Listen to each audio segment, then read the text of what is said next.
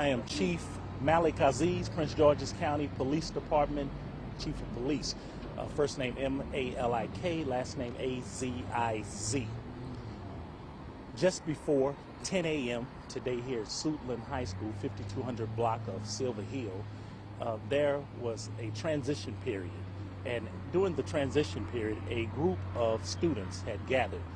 That group, a verbal altercation, exchange happened between the students, which then turned physical. During that physical altercation, someone produced a weapon and fired that weapon, striking a 14-year-old student. At this point in time, our school resource officers who are on site responded, administered first aid, helping that student, and immediately began an investigation. That investigation and the cooperation of students who were witnesses gave enough information for us to arrest a 14-year-old male for his involvement in this altercation. At that particular time, we worked diligently with the school personnel, which we have a great relationship with, to make sure that the school was made safe during that particular transition period. At this particular time, the situation, this investigation remains fluid. It is very warm at this time. We're gathering leads. We're following up on some of the leads that have come to us in order to bring this into a more positive fruition. That 14-year-old has been admitted into a hospital where he's receiving care right now and has been listed to us, relayed to us to be in stable condition at this time.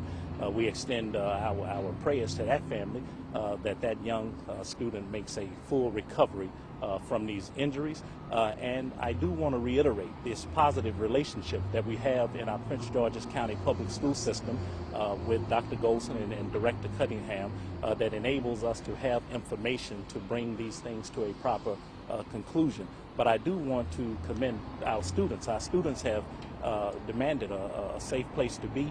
We've asked them in the past to cooperate, to be with us, to be part of a positive resolution, and we are proud of those students for coming forward to give us information that would actually lead us to this point right now.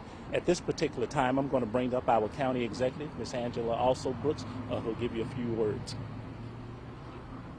Good afternoon.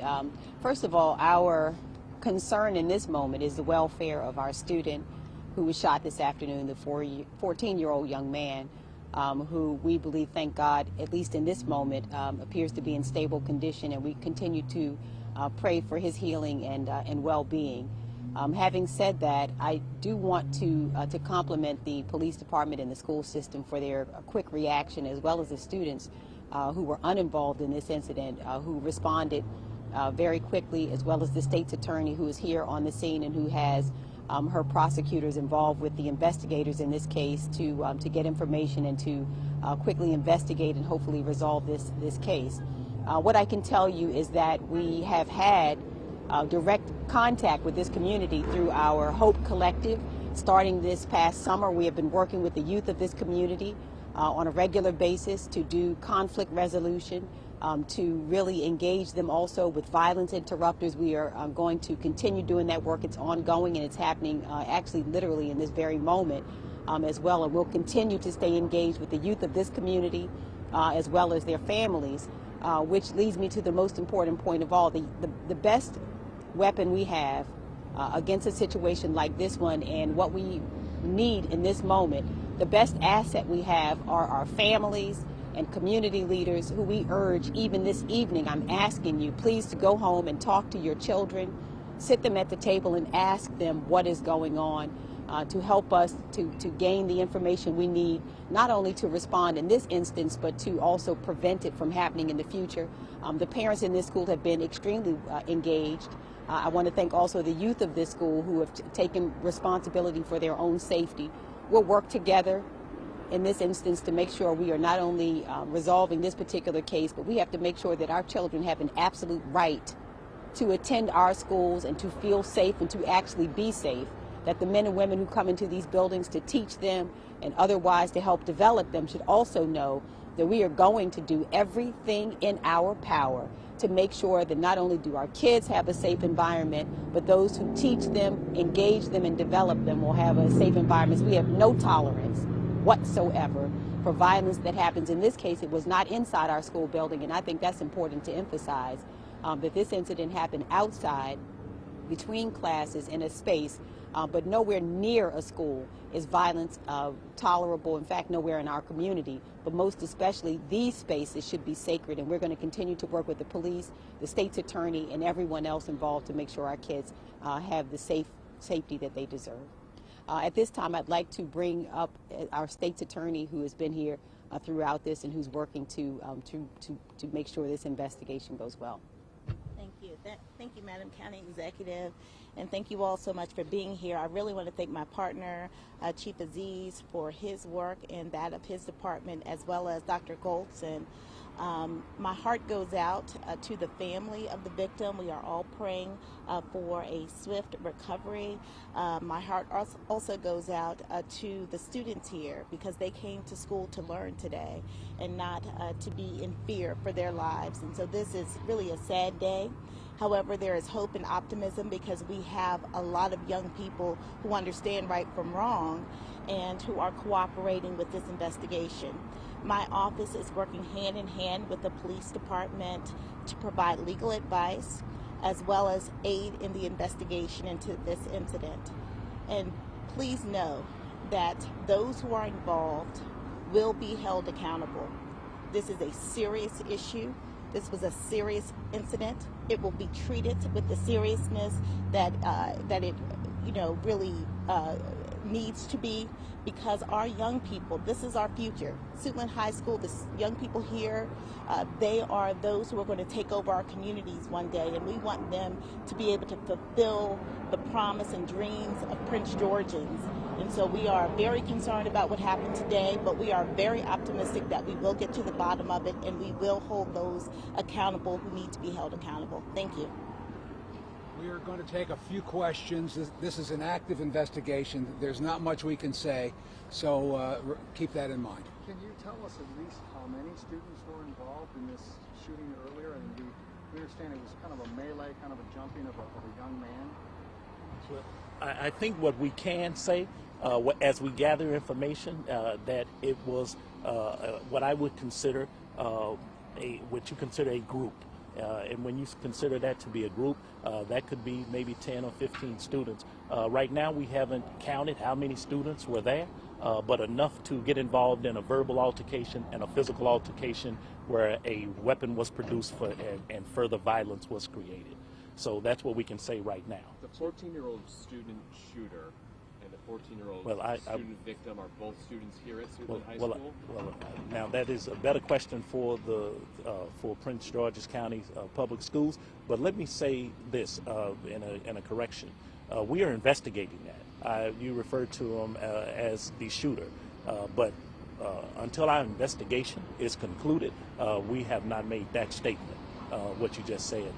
What we do know is that students were involved, and this is a high school, and some students during the transition period used that opportunity to have a verbal altercation and then a fight.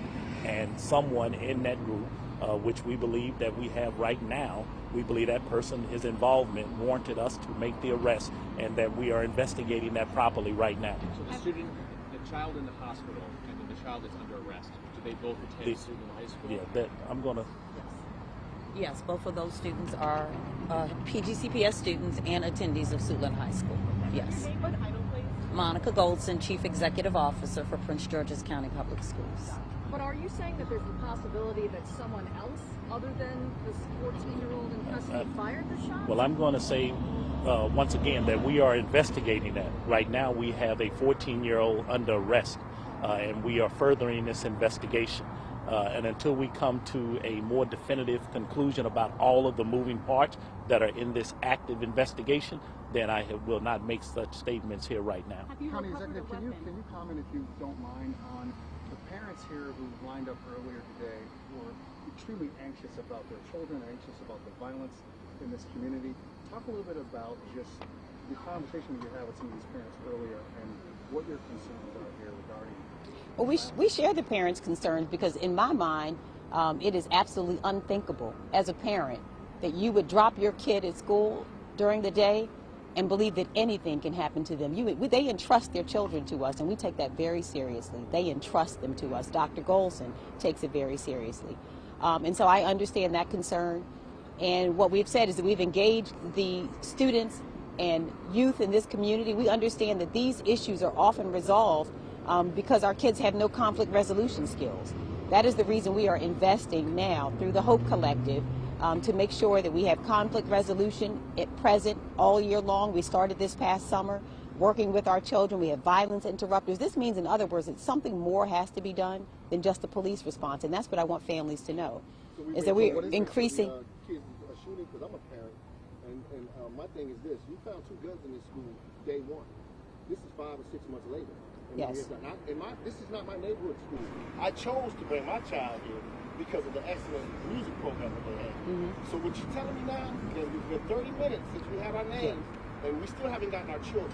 We've been put in that auditorium, and our children, I'm surprised there's not more parents out here. Right. That is a shame. I've been to the PTA meetings, and the parents don't show up. So that, I'm not getting, well, yeah, I am getting on you, because you're here. Yeah, let me just say this to you, sir. I just need to know, all I really need to know is that there was guns in here earlier, nobody's done anything about it. I want to get my son, that's all I want. You can get your son today. We understand that. We thank you for coming here today, for being a concerned father. I thank you for the passion that you're bringing, because I'd be speaking just like you if it were my daughter. What I can tell you is, to your point, earlier in the year, the very first day of school, there was a student here, and thank God for a parent who called in, and because of that parent's intervention, we were able to get the information we needed to resolve a case here. It is because the parents have been engaged, it's because many of these students have been engaged, that we have not only been able to react to situations where kids have brought guns and weapons to school, but it will help us going forward to make sure we prevent it from happening also. So we thank you for your engagement. We need more parents like you who show up and who say along with us that it is absolutely unacceptable, because I couldn't agree more with you. This is something that is totally preventable. Parents, talk to your students. Students, make sure you let us know what you see and hear. This is an issue that will be resolved by all of us. We're here today with the police, the state's attorney, the CEO of the school system. We're going to do what we have to respond to this case, but I can also assure you we're going to make sure we put every resource available in play to make sure this doesn't happen, from behavioral health services, violence interrupters, making sure that we're doing what we can with mentoring programs. We're going to put every resource available, but we can't do it unless the parents likewise engage. Help us with their students just like you're doing. We need more parents like you, and I thank you for coming. Dr. Golson is here and can tell you. Yeah. Thank you. I do want to just address that we are in the process of dismissing those students whose parents are here. That is why we moved them to the auditorium, so that we could begin the process of transporting those students to their parents. I do want to commend our students in our school building who have done an amazing job today. They are calm. We're feeding them at this time, and we will dismiss at the regular dismissal time. They have been extremely cooperative, and they are the reason that we were able to really get information to the police immediately and begin the process of investigating and resolving this issue. So thank you. This is an active investigation, and that's all we have right now, and that's all we can say. I'm sorry.